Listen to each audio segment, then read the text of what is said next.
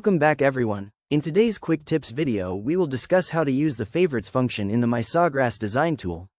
When working in the design tool, you can favorite any graphic, font, or design by selecting the Heart button. This will conveniently save the chosen material into a specialized folder in the corresponding section of the program. This folder will appear at the top of the different categories, so you always have access to your favorite material whenever you need it. Using the favorites feature is especially helpful when working with the different fonts. Here within the MySawgrass design tool, we have several hundred different font styles available. By favoriting your preferred fonts, you can build a fonts book that helps you keep track of which ones you like to use. That way you never forget what font you used on a particular project. That's all for today. See you next time.